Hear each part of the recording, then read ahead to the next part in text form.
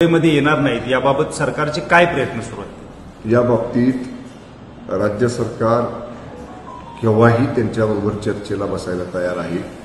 यापूर्वीच्या सरकारमध्ये देखील मराठा आरक्षण मंत्रिमंडळ उपसमितीचा मी सदस्य होतो।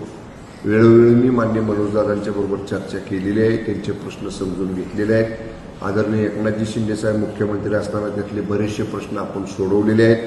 कुलबी नोंदी शोधणं, जस्टिस शिंदे समितीला मुदतवाढ देणं, ह्या सगळ्या मागण्या ह्या माननीय मनोजदादा जरांगे पाटलांच्या होत्या।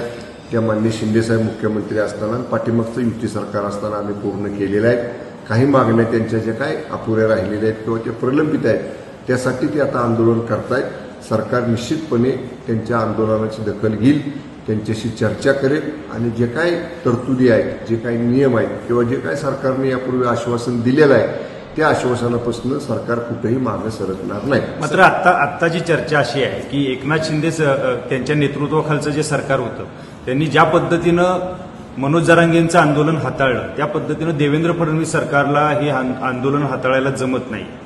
मग ही चर्चा होते, याच्यामुळं मनोज जरांगे जास्त अॅग्रेसिव्ह या ठिकाणी पाहायला मिळतं असं कोण म्हणतो? चर्चा आहे लोकांच्या मध्ये। काय त्याच्यावर आम्ही काय बोलणार? आम्ही सरकार म्हणून बोलू, राज्य सरकार म्हणून बोलू, महायुती सरकार म्हणून बोलू। शेवटी सरकारची संयुक्त जबाबदारी आहे। त्यामुळं मनोज पाटील जरांगे साहेबांच्या आंदोलनाच्या बाबतीत सरकार संवेदनशील आहे। मंत्रिमंडळ मराठा आरक्षण मंत्रिमंडळ उपसमिती पूर्ण तयारीत आहे, म्हणजे त्यांच्याशी केव्हाही आमची चर्चा करायला तयार आहे। माननीय चंद्रकांत दादांनी आजच सांगितलं, पेन वही घेऊन मुद्देसूद चर्चा करायला जरांगे दादांनी कधीही बसावं, सकारात्मक विचार केला पाहिजे, आक्रमकपणा अशा पद्धतीचा उपयोग नाही। बरेचसे प्रश्न मराठा समाजाचे आदरणीय एकनाथजी शिंदे साहेब मुख्यमंत्री असताना सुटले। 10% आरक्षण मराठा समाजाला मिळालं, कुणबी नोंदी मराठा समाजाच्या मिळाल्या, कुणबी नोंदींप्रमाणे लोकांना नोकऱ्या मिळाल्या, ज्या सवलती ओबीसींच्या मिळायला पाहिजे होत्या, प्रवेशामधल्या, फी सवलतीमधल्या, हॉस्टेल ॲडमिशनमधल्या, त्या सुद्धा मिळाल्या। ह्या सगळ्या गोष्टी आदरणीय एकनाथजी शिंदे साहेब मुख्यमंत्री असताना आपण मराठा समाजासाठी केलेल्या आहेत। काही गोष्टी समजा राहिल्या असतील तर आता इथनं पुढचं माननीय शिंदे साहेबांचं, फडणवीस साहेबांचं, दादांचं सरकार आहे। हे तिघही नेते अभ्यासू आहेत, जरूर ते तिघही याच्यामध्ये लक्ष घालतील। ओके साहेब, 29 ऑगस्टला म्हणजे गणेशोत्सवाच्या काळातच हे आंदोलन होत आहे, त्याच्यामुळे कायदा सुव्यवस्थेचा प्रश्न निर्माण होऊ शकतो। त्यामुळे गुणरत्न सदावर्तेने सुद्धा त्याच्याबाबतची तक्रार दाखल केलेली आहे। पण एकूणच 4 महिन्यापूर्वी हा दिवस निवडला गेला होता, पण 4 महिन्यात प्रशासनानं किंवा सरकारनं का भूमिका घेतली नाही? सरकारचं लक्ष आहे ना ह्या सगळ्या घडामोडींवरती, राज्य सरकारचं लक्ष आहे। त्यामुळं राज्य सरकारनं व्याप्ती सुद्धा वाढवली। आता मंत्रिमंडळ उपसमिती मराठा आरक्षणाची आहे, याच्यामध्ये माझ्या माहितीनुसार मागच्या उपसमितीमध्ये आम्ही 4 का 5च लोक होतो, आता 12 लोकांची समिती माननीय फडणवीस साहेबांनी केलेली आहे।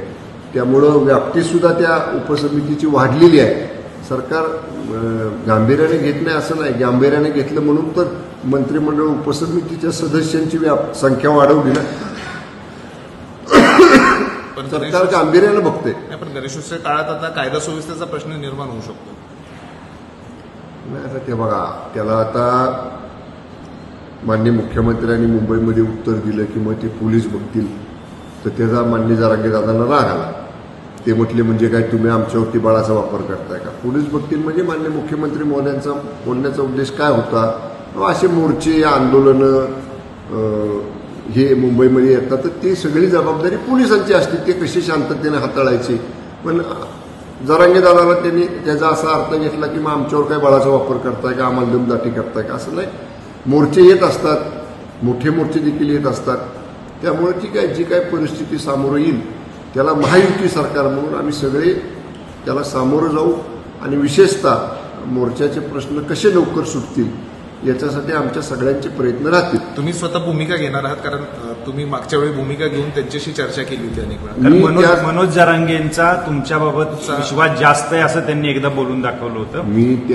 मी त्या समितीचा एक सदस्य आहे, त्यामुळे माझ्यावर जी जबाबदारी आमचे तिन्ही नेते टाकतील, आदरणीय शिंदे साहेब, आदरणीय फडणवीस साहेब आणि आदरणीय दादा, ते जी जबाबदारी टाकतील ती जबाबदारी जेवढी काही माझी क्षमता आहे त्याप्रमाणे मी पूर्ण करण्याचा प्रयत्न करेन. आणि मान्य मनोजदादांचं आंदोलन असंच नाही तर अनेक वेळा माझं त्यांचं अधनंमधनं बोलणं सुरू असतं. माझे त्यांचे व्यक्तिगत मित्रत्वाचे संबंध आहेत.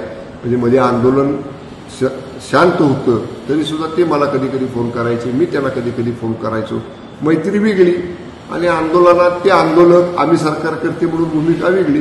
पण तरीसुद्धा मान्य मनोजदादांना तीव्र आंदोलन करण्याची वेळ येऊ नये अशा पद्धतीची भूमिका राज्य सरकार घेईल. ओके. आरोग्य कर्मचारी 5 दिवस संपावर गेले आणि आज आरोग्य कर्मचारी संपावर आहेत आणि आज त्यांनी मोठं हलगीबाजी आंदोलन केलेलं आहे. तर ह्या आंदोलनात तर नागरिकांना त्रास होऊ शकतो काय माहित नाही. कर्मचारी जे राष्ट्रीय अभियान कॉन्ट्रॅक्ट बेसिसवरचे आहे. हा, मग त्यांना सेवेत समावेश करावा या मागणीसाठी त्यांनी हे बघा आता तो आहे का विषय. हा मी काय म्हणलं आमचे सरकारी कर्मचारी म्हणजे एनपीचे किंवा सिव्हिलचे नॅशनल NRHM मधले जे कर्मचारी असतात ना ते ठोक रकमेवरती ठराविक कालावधीपुरतंच त्यांना सेवेमध्ये कॉन्ट्रॅक्ट बेसिसवर घेतलेलं असतं. त्यांची मागणी असेल की आम्हाला कायमस्वरूपी करावं. पण ते नॅशनल हेल्थ मिशनचा विषय केंद्र सरकारच्या अखत्यारीतला आहे. तो काही राज्य सरकारच्या अखत्यारीतला विषय नाही. तरीसुद्धा त्यांची काय मागणी असेल ते आम्ही केंद्राला कळवू. ओके. मला मगाशी कोणीतरी निवेदन द्यायला वसंतराव मानकुमरे आलेले होते. मला तो विषय थोडासा माहिती आहे. पण मी आता त्या बाबतीत जिल्हाधिकाऱ्यांना सांगितलेलं आहे त्यांच्या प्रतिनिधीच्या बरोबर प्राथमिक चर्चा करा आणि तो प्रश्न येतो मान्य मंत्री महोदय शिवेंद्रसिंहराजे भोसलेंच्या मतदारसंघातला बाबाराजेंची चर्चा करा असं मी जिल्हाधिकाऱ्यांना सांगितलेलं आहे.